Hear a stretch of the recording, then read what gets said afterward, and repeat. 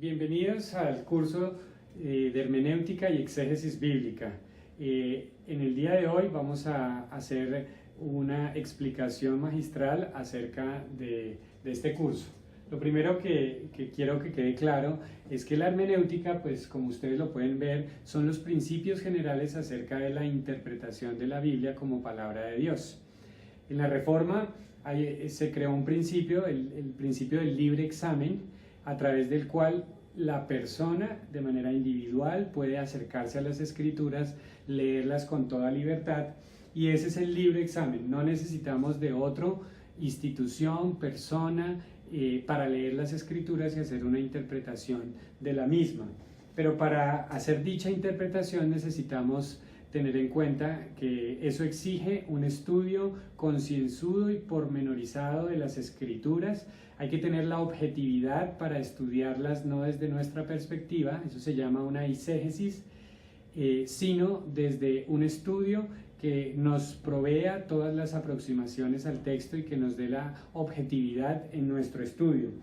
También se requiere humildad para estudiar la Biblia o la palabra de Dios. Es imperativo que cada quien se acerque de manera humilde a reconocer el valor y el carácter sagrado de las escrituras, y la escritura misma dice que es necesario una capacidad o un conocimiento espiritual, porque el contenido de las escrituras se ha de discernir de manera espiritual, y también pues requerimos de un compromiso y una convicción personal acerca de lo que leemos en el texto sagrado. Como ustedes pueden observar, hay tres actores importantes en todo proceso interpretativo. Está el autor de la Biblia, está el texto y está el intérprete o la comunidad que interpreta el texto. Para comenzar, pues nosotros tenemos que reconocer que en la construcción o en la constitución de la Biblia como texto sagrado, pues nosotros creemos que su autor principal es Dios, pero que le dio la oportunidad a sus siervos, los profetas, de hacer parte del proceso de constitución de su revelación. El libro de Amós, capítulo 3:7, dice: porque no hará nada Jehová el Señor sin que revele su secreto a sus siervos, los profetas. Entonces entendemos que hay una coautoría o coparticipación en la elaboración del texto sagrado. El concepto que se relaciona directamente con la autoría divina es el de revelación. El Antiguo Testamento, como el Nuevo, nos habla de la palabra descubrir o abrir o quitar el velo que oculta algo que no está a la luz del ojo y el entendimiento humano. Ya en el Nuevo Testamento la palabra apocalipsis significa quitar el velo, descubrir algo que estaba oculto al ojo humano. La revelación de Dios se ha hecho de dos maneras: la revelación general o natural, que es aquella que Él expresó a través de sus obras. Salmo 19:1 dice: los cielos cuentan la gloria de Dios y el firmamento anuncia la obra de sus manos. Entonces esa sería la revelación general, que se expresa también en capítulo 1 de Romanos, a través de la cual pues Dios quiso mostrarse como un ser creador al ser humano. Pero luego Él establece en su deseo de comunicarse con el hombre pues una revelación especial, que es lo que nosotros conocemos como las escrituras, la palabra de Dios o la Biblia. Él se reveló a Abraham, Isaac, Jacob y Moisés en el Antiguo Testamento a través del pueblo de Israel, y en el Nuevo Testamento tenemos la revelación mayor en la persona de Jesucristo. El libro de Hebreos nos dice que Él es la máxima o la revelación más especial ya en el Nuevo Testamento. En cuanto al tema del actor humano en la constitución de la escritura, estuvieron los profetas, y el término que nos conecta directamente es el de inspiración. Inspiración pues es el término que se usa para referirnos a la obra del Espíritu Santo sobre las vidas de sus siervos los profetas, a través de los cuales se revela el mensaje de Dios. Y aquí hay como, pues digamos que reconocer que el Espíritu Santo interviene de manera activa en dicha inspiración. Segunda de Timoteo 3:16 dice: toda la escritura es inspirada por Dios y útil para enseñar, para redarguir, para corregir, para instruir en justicia. Y se utiliza la palabra inspirada, que significa exhalada por Dios, comunicada a su siervo, ya sea el profeta o el escritor del Nuevo Testamento. Hay diferentes teorías con relación a la inspiración de la Biblia. La primera que se nos habla es la inspiración verbal con inerrancia, que afirma o sostiene que el hombre actúa como un secretario, de manera mecánica. Dios le dictó lo que él quiso revelarle a su pueblo y a la humanidad entera. También existe una revelación verbal limitada. Esta teoría consiste en decir que el lenguaje de la inspiración se extiende a las palabras, se respeta la autoría del profeta, pero lo realmente inspirado son las cuestiones de doctrina y ética. Luego viene la inspiración parcial, que significa que los autores bíblicos estaban inspirados no en su lenguaje, ilustraciones, citas o referencias, sino solo en el mensaje que se entregó. Y finalmente viene la revelación natural, la cuarta, la inspiración natural o intuición, que básicamente da la idea de que los autores tuvieron una inspiración tal como la tuvo cualquier poeta o músico. Solo variaría en su intensidad en la producción bíblica que se tiene. Y la última es la inspiración dinámica. En esta Dios permite que el autor exprese su estilo, sus conceptos, su entorno, su idiosincrasia, sus sentimientos, y usa eso como vehículo para revelar su mensaje. Entonces, pues allí podemos notar los salmos imprecatorios, en los que el profeta revela su dolor, revela sus sentimientos hacia los babilonios, por ejemplo. Entonces nosotros pues podemos ver estas revelaciones o inspiraciones: la verbal con inerrancia, la verbal limitada, la verbal parcial y la natural o intuitiva. Y finalmente, pues la que nos interesa conocer es la inspiración dinámica, a través de la cual se reconoce el componente humano que se utiliza como un vehículo para llevar el mensaje de Dios. Muy bien, vamos a explicar entonces el método el método que se enfoca en el texto y en el pasado, ¿sí? Este método se llama método histórico crítico. Mientras voy colocando los papelitos, este método se enfoca en el pasado del texto y se le llama también método crítico gramatical. Este método tiene 5 aproximaciones. Cualquiera que estudie la palabra de Dios puede, sabiéndolo o no sabiéndolo, acercarse a la escritura a través de estas 5 aproximaciones que vienen del método histórico crítico. La primera aproximación se llama crítica textual.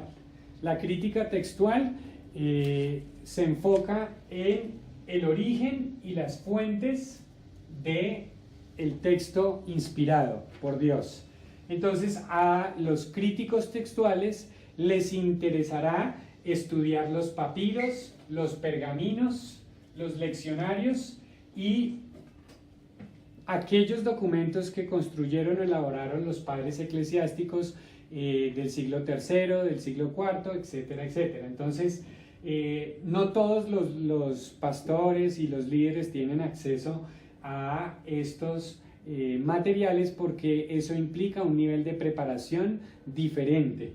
Entonces ellos manejan ya el idioma griego, manejan el idioma hebreo y conocen acerca del origen de los documentos. La segunda aproximación, que se enfoca en el pasado del texto, se llama la crítica literaria, ¿sí? Nosotros hemos hecho, sabiéndolo o no, consciente o no, una explicación eventualmente desde o a partir de la crítica literaria. El enfoque de la crítica literaria es cómo se formó el texto, su formación es el énfasis. ¿Y qué es lo que le interesa al crítico literario cuando ve el texto sagrado de la Biblia?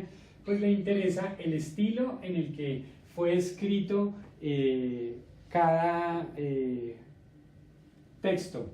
Le interesa el autor, analiza cada una de las interrupciones que aparecen en el libro, puesto que el libro fue constituido por una amalgama de retazos, digamos, de frases, dichos, fórmulas que fueron constituyendo lo que es el grueso del texto bíblico. Eso también incluye, por supuesto, los discursos largos o las oraciones. La crítica literaria pues también revisa las duplicaciones, es decir, segmentos que se duplican en un texto o en otro texto, y las repeticiones que se encuentran en los mismos. La tercera aproximación para el estudio de la Biblia se llama crítica de las formas. La crítica de las formas, la voy a colocar de manera lateral para que ustedes la puedan observar, se enfoca en la composición de los textos inspirados por Dios. Entonces, ¿qué es lo que le interesa a la crítica de las formas? El estudio de los géneros que están compuestos en la escritura. El género evangelio, que es una aportación del cristianismo a la literatura universal, el género hechos, ¿sí?, que es la narrativa de los actos o eventos que suceden tras el ascenso de Jesús y la irrupción o consolidación de la iglesia. Las epístolas, que son las cartas que el apóstol o los apóstoles escriben a las iglesias de manera particular, junto con las cartas, y el género apocalipsis o el apocalíptica, que tiene connotaciones futuras, ¿no? Esta es la tercera aproximación del método histórico crítico cuando observamos el pasado del texto. La cuarta aproximación de el método histórico crítico se llama crítica e historia de las tradiciones. La intencionalidad de esta crítica es analizar las influencias que llevaron a la consolidación del texto sagrado. Entonces, para eso, ellos reconocen que el texto sagrado ha tenido una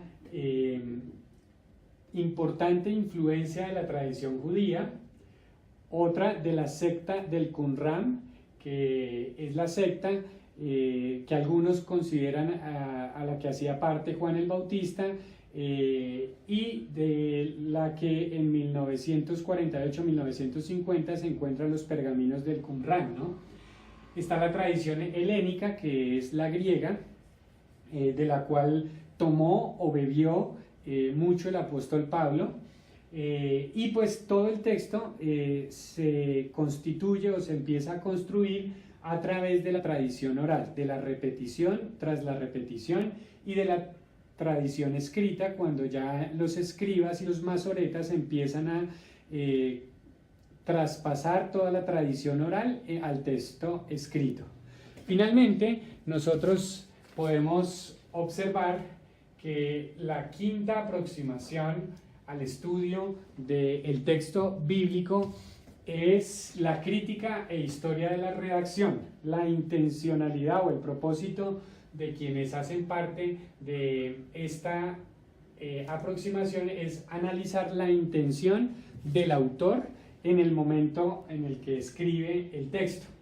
Entonces, ¿cuál es el contenido o el mensaje teológico central de cada libro y cuáles son los destinatarios de cada libro? Será, digamos, el énfasis que hará la crítica de la historia de la redacción al estudio del texto bíblico desde el pasado. Digamos que aquí hay que aclarar o hay que explicar que hay 20 siglos y más entre nosotros y la consolidación del Nuevo Testamento. Entonces hay una brecha cultural, hay una brecha política, hay una brecha social. Nosotros pues ya no observamos el siglo I como era en realidad el siglo I y necesitamos comprender cuáles son las realidades de ese entonces. Para ello pues voy a hacer uso de una analogía y es la analogía de los lentes, ¿sí? Cada uno de nosotros, pues quienes usamos gafas, pues los lentes nos permiten ver de una mejor manera lo que necesitamos ver. Cada uno de nosotros tenemos unos lentes, pero para poder entender la realidad del siglo I tenemos que ponernos los lentes del siglo I. Para poder entender a la persona que vive en el siglo XXI, pues tenemos que experimentar y conocer la sociedad del siglo XXI. Entonces, el mundo antiguo como el del Nuevo Testamento, casi que ir al mundo del primer siglo es como visitar un país extraño. En ese país nosotros nos informamos de sus costumbres, de sus hábitos, de sus formas de pensar, la lengua y sus habitantes. Si nosotros no comprendemos estos aspectos de su cultura, pues estaremos perdidos a la hora de introducirnos en el mundo del siglo I, un mundo que está ubicado en el Mediterráneo, un mundo que tiene unas características políticas, económicas, unas costumbres sociales que ya no hacen parte de nuestra cultura. Entonces, para resolver la brecha entre el siglo I y el siglo XXI, pues nosotros tenemos que colocarnos los lentes e introducirnos en ese mundo para que podamos conocer realmente qué pensaba una persona, cómo se sentía una persona del siglo I. Esa brecha nos la puede resolver el estudio de el contexto histórico, el contexto cultural, el contexto lingüístico, el contexto geográfico del siglo I. Así que si nosotros hacemos uso y tenemos conocimiento de cada uno de estos aspectos, podemos tener una mirada mucho más compleja de la realidad del siglo I. Hasta este momento hemos estudiado el pasado del texto. Si el estudioso de la escritura hace uso de cualquiera de estas 5 aproximaciones, pues inevitablemente estará haciendo una exégesis histórica, que es la primera exégesis que nosotros podemos tener. Voy a correr en este momento a nuestro actor el texto y vamos a ubicar el texto ya no en el pasado, ¿sí?, sino que lo vamos a ubicar en el presente. En el presente de la comunidad a la que le fue dirigido el mensaje. Y pues digamos, si nosotros vemos los métodos presentes del análisis de las escrituras, pues encontraremos un método para interpretar las escrituras que se llama el método literalista, ¿sí? Este consiste en decir que todo lo que se dice en el texto es de una interpretación letrista, es decir, al pie de la letra, ¿sí? Por ejemplo, Orígenes en el siglo III se quitó los ojos al leer el capítulo 5 de Mateo, que dice: si tu ojo te es ocasión de caer, entonces quítatelo, porque es mejor que ese miembro no esté en tu cuerpo, pero que tú estés en la eternidad. Entonces el método literalista consiste en afirmar que cada una de las verdades de la Escritura se deben entender en un sentido literal y por lo tanto se deben aplicar desde esa óptica, ¿sí? Luego viene en el estudio del texto en su presente el método inductivo, que es partir de un versículo y hacer una generalidad desde un caso particular hacia lo general. Y luego viene otro método. Este método se llama el método narrativo semiótico, que es uno de los métodos que más se está usando en esta época para estudiar la Biblia, y consiste en ver la Biblia ya no desde su pasado, porque a la persona que hace uso del método narrativo semiótico ya no le interesa el pasado del texto, si el autor fue Pablo o fue Bernabé. En el caso del libro de Hebreos, ya eso no es el interés del analista de la palabra de Dios a través del enfoque narrativo semiótico, sino que lo que le interesa a quien hace parte de este estudio es analizar los personajes. Por ejemplo, si los fariseos, escribas o los saduceos eran personajes positivos o negativos según la valoración de quien escribió el texto.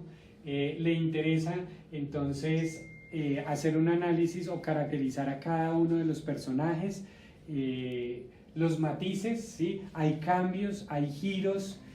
Antes era un personaje positivo, ahora es un personaje negativo. Estos cambios y estas valoraciones que se van dando a través de la narración. ¿Cuál es la posición del narrador? ¿Está inmersa dentro del contexto o se aísla y cuenta de manera objetiva lo que está sucediendo?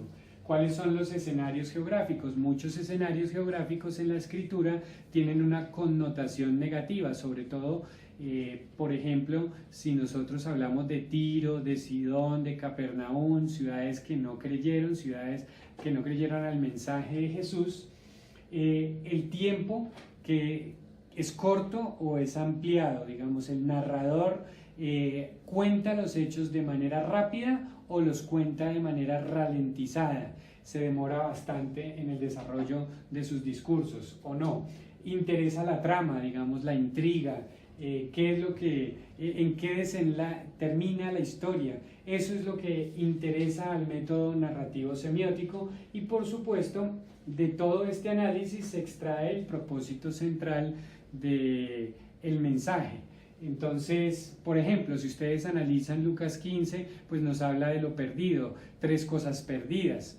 Y también nos está hablando de la alegría que cada quien encuentra cuando llega a localizar, digamos, el objeto o la persona perdida. Y también sabe contar, digamos, la línea de lo contado. Se perdió algo, cuánto se perdió, qué se perdió. Entonces en las 3 narraciones se sabe contar, me falta algo. Esas son las líneas interpretativas dentro del método narrativo semiótico, que se enfoca en el presente del texto, no en su pasado. Una vez que hemos hecho todos estos análisis, pues nosotros podemos obtener una exégesis narrativa del texto bíblico. Finalmente, en el tiempo presente nosotros podemos extraer del tiempo presente del siglo I un análisis, o a través de un método sociopolítico podemos identificar cada uno de los elementos que hicieron parte del contexto en el que se desarrolló el texto bíblico. Entonces allí podemos hacer el estudio de las características económicas, sociales, culturales y por supuesto las relaciones de poder que se gestan en el primer siglo, y extraer el sentido del texto, el contexto general y social, su entorno cultural, y pues también extraeremos la conclusión de ese mensaje bíblico que nos dará pie para una exégesis sociológica, cuando nosotros revisamos el pasaje desde sus relaciones de poder, ¿sí? Finalmente, tenemos ya el panorama del texto en el presente y vamos a pasar al tercer elemento y es el intérprete y la comunidad. Hasta este momento hemos estudiado o hemos analizado el texto en el pasado, el texto en el presente y finalmente vamos a abordar el texto de acuerdo a la comunidad o al intérprete, tanto del siglo I como del siglo XXI. Uno de los métodos que caracteriza el enfoque en la comunidad o en el intérprete se llama el método liberal. Este método ya no se enfoca en lo que dice el texto en el pasado, en lo que dice el texto en el presente del siglo I, sino que su enfoque tiende a darle la interpretación propia de la persona que se encuentra en el siglo XX o en el siglo XXI.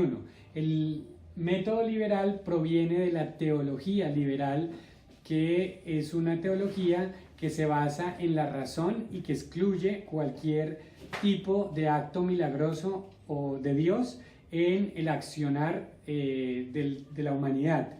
Le da mayor énfasis a la razón, es racionalista y eso hace que sus explicaciones acerca de cualquier hecho religioso milagroso que aparezca tanto en el Antiguo como en el Nuevo Testamento queden excluidos desde la lógica espiritual y que se trate de explicarlos desde una perspectiva mucho más científica o mucho más racional. Luego de este método sigue el método dogmático. Se caracteriza también porque lo que importa es el dogma de quien explica una verdad, no el pasado, no el presente, sino mi dogma. Entonces, puede que esté alineado con la palabra de Dios o puede que no, pero en últimas termina siendo el dogma de la persona que ha escogido leer la escritura desde dicho dogma. Viene luego el método existencial, que no le interesa lo que haya sucedido en el primer siglo, con los autores, con el mensaje, no le interesa sino enfocarse en las situaciones reales, cotidianas, presentes de quienes vivimos en el siglo XXI. Por eso su énfasis al leer la escritura es ver y tratar de dar una explicación desde el sufrimiento, desde la necesidad, todo con base a las realidades presentes. Digamos que este método es clave para lograr conectarnos con las personas y utilizar un lenguaje relevante a las circunstancias que rodean a las personas que escuchan la palabra de Dios. Luego de este método sigue el método alegórico, que también depende de la interpretación que haga el sujeto que está leyendo la palabra de Dios. Luego, la interpretación puede ser muy subjetiva, y ya no depende del contexto histórico, geográfico, cultural, social, sino de lo que la persona en el siglo XXI entiende y lee en la palabra de Dios. Pero entonces puede ser y llega a ser muy subjetivo la manera de interpretar de esta manera la palabra de Dios. Finalmente, nosotros podemos hablar de la hermenéutica como aquella ciencia o disciplina del conocimiento que se encarga de todos los principios generales a través de los cuales nosotros podemos leer e interpretar la escritura sobre la premisa de que no dependemos de la interpretación de una institución, de un libro diferente a la escritura o de algún conjunto eclesiástico. Ningún líder o pastor. Cada quien puede leer e interpretar la escritura dependiendo obviamente de las herramientas que tenga para interpretarla. El último elemento de nuestro análisis está relacionada con el texto en el futuro. Esta interpretación pues tiene un carácter más escatológico que relaciona aquellos eventos de cómo van a suceder, por ejemplo, eventos como la Segunda Venida, el postmilenialismo,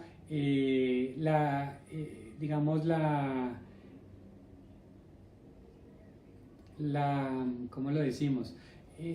Cristo asentándose en la tierra, entronándose ya no como un líder espiritual, sino como un líder político. Es como la pregunta que le hacían los discípulos en Hechos: ¿cuándo han de suceder estas cosas? ¿Cuándo ha de ser restaurado el reino? ¿Cuándo Israel va a obtener la gloria perdida en el futuro? Y finalmente, todo proceso hermenéutico que tenga en cuenta muchos de estos métodos, pues debe mínimamente describir el texto, lo que dice, comprender o tratar de explicar las causas de lo que sucede en el texto, interpretar o dar juicios de lo que se está leyendo en la escritura y hacer una correcta aplicación. A manera de conclusión, tenemos que decir que debemos hacer una sumatoria en nuestro estudio bíblico, tanto de los métodos histórico-críticos que enfocan el pasado, de los métodos que enfocan el presente y, por supuesto, de aquellos métodos o ideas o aportes que nos pueden presentar el enfoque basado en el intérprete o la comunidad. De esta manera nosotros podemos tener todas las herramientas y elementos para entregar un estudio bíblico comprendiendo la complejidad de lo que nosotros le presentamos a quienes nos están escuchando. Ha sido un gusto, ha sido un placer estar con ustedes. Espero poder tener otro tiempo más adelante. Dios les bendiga.